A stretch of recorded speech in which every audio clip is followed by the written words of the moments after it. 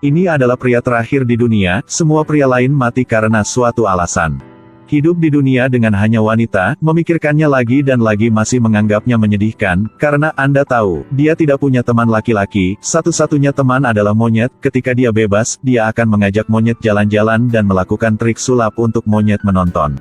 Karena dia keluar hari ini tanpa melihat ramalan bintangnya, satu-satunya temannya hampir tertabrak pesawat, jadi masalah terjadi, mengapa dia satu-satunya yang tinggal di kota besar ini? Kemana perginya semua wanita lain? Tapi mengapa laki-laki lain mati? Cerita dimulai 3 minggu yang lalu, aktor utama bernama Brown adalah seorang pesulap dengan keterampilan 3 sen, pertunjukan sulapnya tidak dapat menipu seorang anak, dapatkah Anda bayangkan betapa miskinnya dia, $100 juga dipinjam dari saudara perempuannya, tujuannya meminjam uang adalah untuk melamar pacarnya. Benar saja, pacarnya langsung menolak lamaran Brown, tetapi bukan karena dia miskin, tetapi karena pandangan mereka tidak cocok satu sama lain dan Beth tidak punya niat untuk tinggal bersama Brown sama sekali. Brown sangat marah, keduanya bertengkar sengit, akhirnya mengakhiri pertemuan dengan inhibisi. Brown marah meninju dinding, ini adalah satu-satunya cara baginya untuk melampiaskan kemarahannya dalam hidup. Melihat satu Brown gagal seperti itu, Anda benar-benar tidak percaya bahwa dia berasal dari keluarga yang sangat kaya. Ibu Brown, Jennifer adalah seorang anggota Kongres, dia adalah seseorang yang bahkan Presiden Amerika Serikat tidak berani membuatnya marah.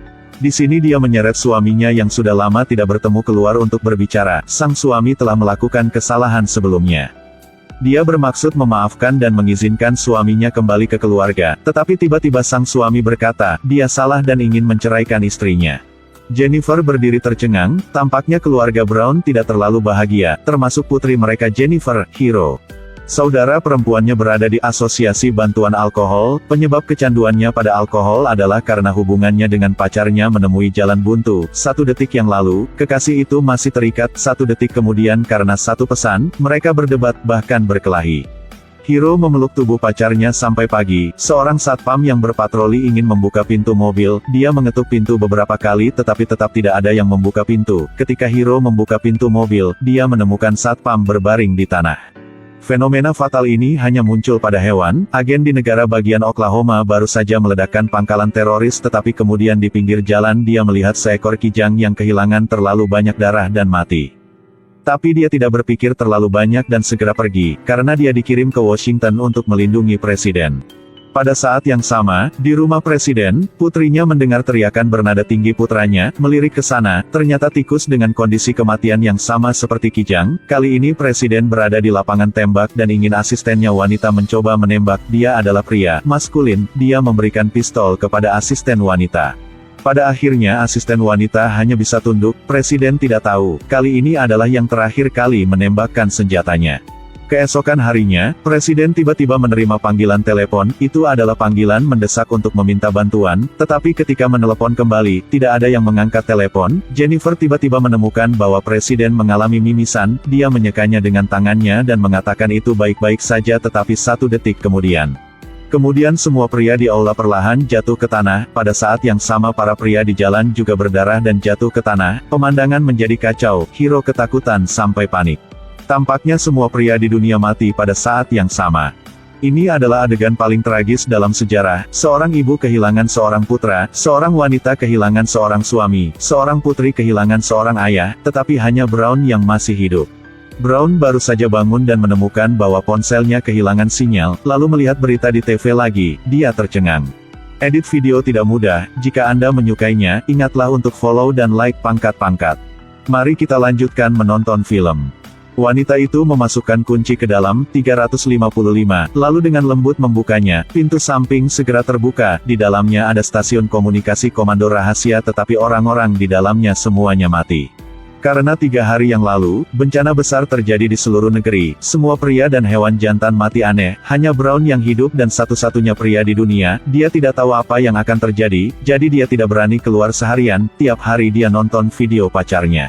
Agen menemukan bahwa rekan-rekannya dan atasannya semua mati, presiden juga mati, dia tidak tahu harus mendengarkan siapa, dia hanya bisa menemukan Jennifer yang bertindak sebagai presiden sementara, mengklarifikasi identitasnya.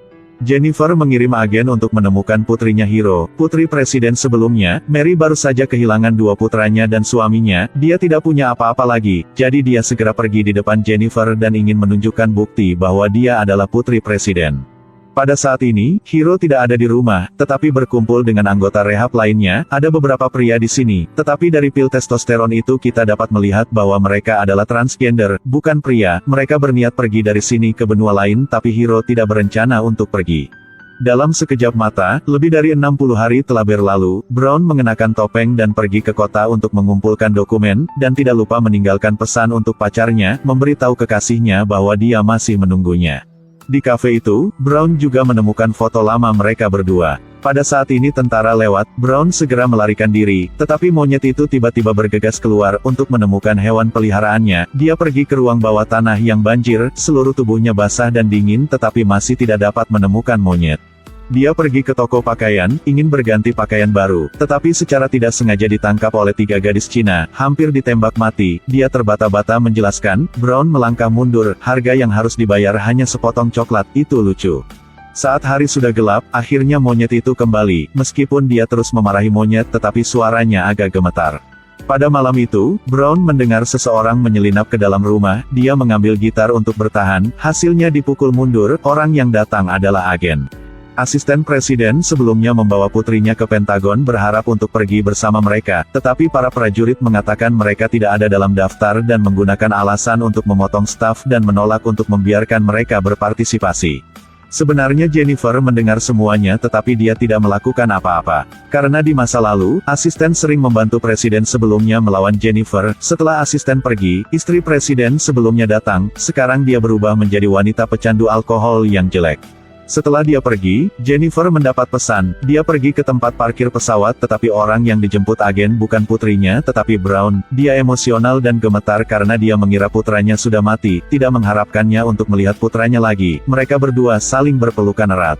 Kemudian, seekor monyet berlarian di aula. Tempat ini bukan kebun binatang tetapi Pentagon. Monyet itu bergegas melewati aula, pemiliknya mengejarnya di sini, langsung tertarik dengan gambar-gambar di dinding.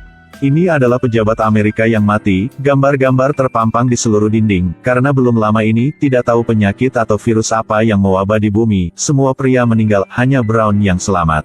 Dia mengejar ke kantor. Tempat itu gelap dan bau karena terlalu banyak mayat. Dia tidak punya waktu untuk membersihkan. Dia menemukan monyet tetapi ketika dia berbalik, dia bertemu istri presiden sebelumnya. Saat ini Jennifer dan agen juga sampai. Brown mengambil kesempatan untuk melarikan diri. Istri presiden sebelumnya mengatakan dia sepertinya melihat Brown. Jennifer segera menghiburnya dengan mengatakan itu ilusi. Jika Brown ditemukan masih hidup, pasti akan banyak orang datang untuk menangkapnya, dan khusus kalau putra presiden masih hidup, akan mudah menimbulkan kesalahpahaman. Jadi agen berpikir bahwa orang-orang Pentagon di sini terlalu banyak, mereka harus membawa Brown pergi.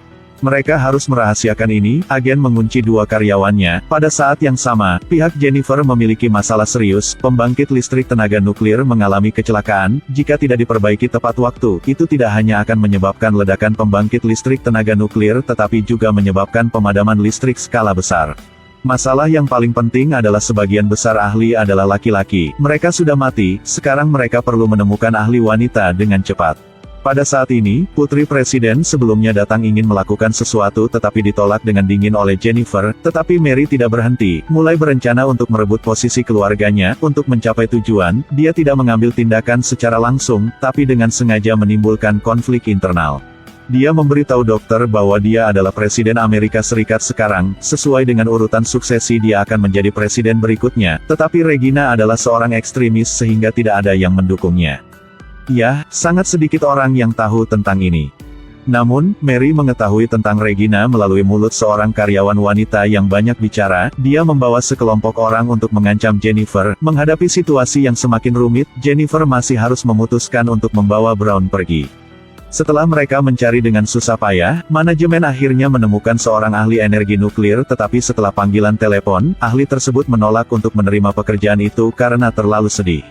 Pada akhirnya, Jennifer menyentuh hati ahli. Dia setuju untuk berpartisipasi dalam pekerjaan perbaikan. Sepertinya mereka telah memecahkan masalah mereka saat ini, yang membuat semua orang sangat senang.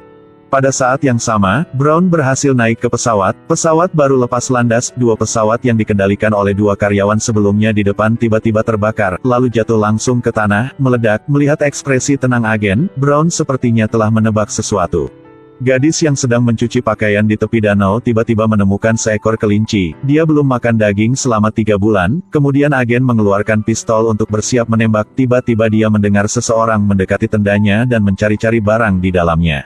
Agen menyentuh pistol di belakang, berjalan ke arah mereka selangkah demi selangkah, bermaksud untuk mengundang mereka pergi dengan ramah, tetapi dua wanita di depan mereka adalah komando berpangkat tinggi yang ingin mencuri barang-barangnya.